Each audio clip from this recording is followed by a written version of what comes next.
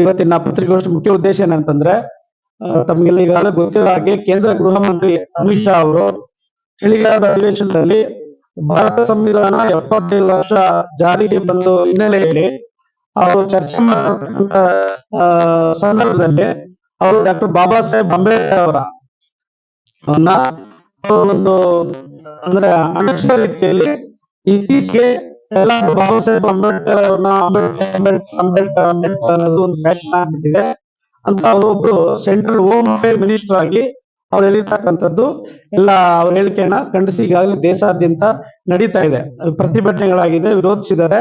ಎಲ್ಲ ಬುದ್ಧಿಜೀವಿಗಳು, ಸಂಘಟನೆಯವರು ಮತ್ತೆ ಎಲ್ಲ ಜನರು, ನಾಗರಿಕರು ವಿರೋಧ ಮಾಡಿದ್ದಾರೆ.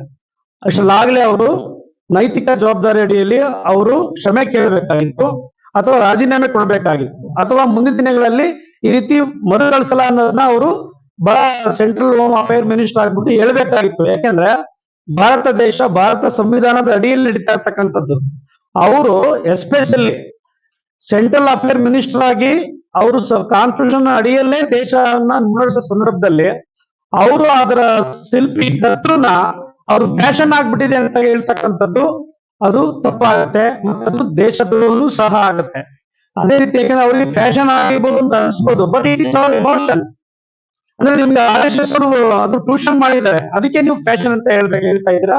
ಅದಕ್ಕೆ ಈ ಕೂಡಲೇ ನಾನು ಅಮಿತ್ ಶಾ ಅವ್ರನ್ನ ನೀವು ಕ್ಷಮೆ ಕೇಳಬೇಕು ಮತ್ತೆ ರಾಜೀನಾಮೆ ಕೊಟ್ಟು ಅದನ್ನ ನೀವು ಪಶ್ಚಾತ್ತಾಪ ಪಟ್ಟು ಮುಂದೆ ನೀವು ಆ ಲೋಕಸಭಾ ರಾಜ್ಯದಲ್ಲಿ ಮೌಲ್ಯ ಆ ಹುದ್ದೆಗೆ ಘನತೆ ಹೆಚ್ಚುತ್ತೆ ಅಂತ ನಾವು ಅಮಿತ್ ಶಾ ಅವರನ್ನ ರಾಜೀನಾಮೆ ಕೇಳಕ್ಕೆ ಬಯಸ್ತಾ ಇದೀವಿ.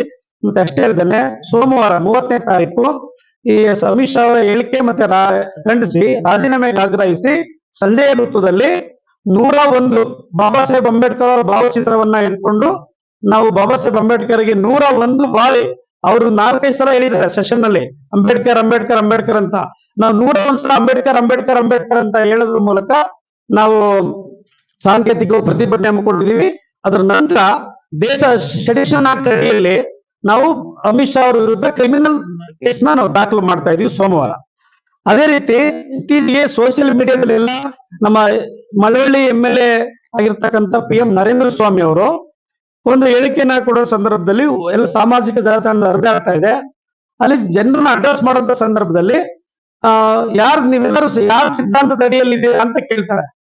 ನಾಗರಿಕರಲ್ಲಿ ಇರ್ತಕ್ಕಂಥವ್ರು ಅಂಬೇಡ್ಕರ್ ಸಿದ್ಧಾಂತ ಅಂತ ಹೇಳ್ತಾರೆ. ಅಂಬೇಡ್ಕರ್ ಸಿದ್ಧಾಂತ ಓಕೆ, ಮೂಲ ಸಿದ್ಧಾಂತ ರಾಜ್ಯದಲ್ಲಿ ಯಾವುದು ಅಂತ ಕೇಳೋ ಸಂದರ್ಭ ಮರುಕಳಿಸಿ ಅವ್ರ ಪ್ರಶ್ನೆ ಕೇಳಿದಾಗ ಸಿದ್ದರಾಮಯ್ಯನವ್ರ ಸಿದ್ಧಾಂತ ಅಂತ ಅವರು ಹೇಳ್ಬೇಕು, ಅದ್ರಲ್ಲಿ ರಾಜ್ಯ ಆಗೋ ಪ್ರಮೇಯನೇ ಇಲ್ಲ ಅಂತ ಹೇಳ್ತಾರೆ. ಅದೆಲ್ಲ ಮುಂದುವರೆದ ಭಾಗ. ಆದ್ರೆ ಕರ್ನಾಟಕ ರಾಜ್ಯ ಭಾರತ ದೇಶದ ಅವಿಭಾಜ್ಯ ಅಂಗ, ಅದು ಸಪರೇಟ್ ಅಲ್ಲ. ಇಡೀ ಅಖಂಡ ಭಾರತವೇ ಭಾರತ ಸಂವಿಧಾನದ ಅಡಿಯಲ್ಲಿ ನಿರ್ದೇಶನ ಒಳಪಟ್ಟು ದೇಶ ಸುವ್ಯವಸ್ಥೆಯಲ್ಲಿ ರಕ್ಷಣೆ ಆಗಿರುವಾಗ ಕರ್ನಾಟಕ ರಾಜ್ಯ ಮಾತ್ರ ಸಿದ್ದರಾಮಯ್ಯನವ್ರ ಸಿದ್ಧಾಂತದ ಅಡಿಯಲ್ಲಿ ಇದೆ, ನಡೀತಾ ಇದೆ ಅನ್ನೋಂಥದ್ದು ಇದು ಅಪ್ರಸ್ತುತ ಮತ್ತೆ ಅದು ಖಂಡನಾರ್ಹ.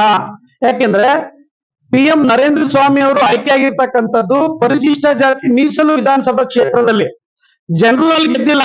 PM ನರೇಂದ್ರ ಸ್ವಾಮಿ ಅವರು ಜನರಲ್ ಗೆದ್ದಿದ್ರೆ ಅವ್ರು ಯಾರನ್ನ ಓಲೈಕೆ ಮಾಡ್ಲಿ, ಶೆಡ್ಯೂಲ್ಡ್ ಕ್ಯಾಸ್ಟ್ ರಿಸರ್ವ್ಡ್ ಕಾನ್ಸ್ಟಿಟ್ಯೂನ್ಸಿ ಗೆದ್ಬಿಟ್ಟು ಆಯ್ಕೆಯಾಗಿ ಈಗ ಅವರು ಸಿದ್ದರಾಮಯ್ಯ ಸಿದ್ಧಾಂತನೇ ಮೂಲ, ಅದಕ್ಕೆ ಯಾವುದೇ ರಾಜಿ ಆಗಲ್ಲ ಅಂತ ಹೇಳಿದ್ರೆ ನೀವು ವೋಟ್ ಹಾಕೋ ಹಕ್ಕನ್ನು ಕೊಟ್ಟಿತ್ತು, SC ವಿಧಾನಸಭೆ ಸ್ಪರ್ಧೆ ಮಾಡೋ ಅವಕಾಶ ಕೊಟ್ಟಿತ್ತು ಬಾಬಾ ಸಾಹೇಬ್ರ ಹೊರತು ಸಿದ್ದರಾಮಯ್ಯನವರಲ್ಲ. ಸ್ವತಃ ಸಿದ್ದರಾಮಯ್ಯನವರೇ ಹೇಳ್ತಾರೆ ಬಾಬಾ ಸಾಹೇಬ್ರು ಇಲ್ದೆ ಹೋದ್ರೆ ನಾನು CM ಆಗ್ತಿರಲ್ಲ ಅಂತ. ಆದ್ರೆ ದುರಂತ ಏನಂದ್ರೆ ಮಂತ್ರಿಗಿರಿ ಪಡ್ಕೊಳ್ಳೋದಕ್ಕೆ ಸಿದ್ದರಾಮಯ್ಯನವ್ರ ಸಿದ್ಧಾಂತವೇ ಅಂತಿಮ ಅಂತ ಹೇಳ್ತಕ್ಕಂಥದ್ದು ಒಬ್ಬ SC reserved constituency assembly MLA ಆಗಿ ಇದು ಶೋಚನೀಯ ಮತ್ತೆ ನಾಚಿಕೆಗೇಡು ವಿಷಯ. ಆ ಕಾರಣಕ್ಕೆ ಅವರು ಸ್ಟ್ಯಾಂಡಿಂಗ್ ಕಮಿಟಿ ಚೇರ್ಮನ್ ಆಗಿದ್ದಾರೆ. ಅದಕ್ಕೆ ಈ ಕೂಡಲೇ ರಾಜೀನಾಮೆ ಕೊಡಬೇಕು. ಯಾಕಂದ್ರೆ ನಿಮ್ಗೆ ಏನಾದ್ರು ಒಂದ್ ವೇಳೆ ಸಿದ್ದರಾಮಯ್ಯನವ್ರ ಬಗ್ಗೆ ಅಷ್ಟು ಅಪಾರ ವೈಯಕ್ತಿಕವಾಗಿ ಗೌರವ ಇದ್ರೆ ನೀವು ಸಿದ್ದರಾಮಯ್ಯ ಹೆಸರಲ್ಲಿ ಒಂದು ದೇವಸ್ಥಾನ ನಿರ್ಮಾಣ ಮಾಡ್ಕೊಳ್ಳಿ, ಅದಕ್ಕೆ ಪೂಜಾರಿ ಆಗ್ಬಿಟ್ಟು ದಿನ ಬೆಳಿಗ್ಗೆ ಸಿದ್ದರಾಮಯ್ಯ ಸಿದ್ಧಾಂತ ಜಪತಪ ಮಾಡ್ಕೊಂಡು ನೀವು ಇದ್ರೆ ಒಳ್ಳೇದು ಅಂತ ನಾವು ಅನಿಸಿಕೆ ಹೇಳ್ತಾ ಇದ್ದೀವಿ.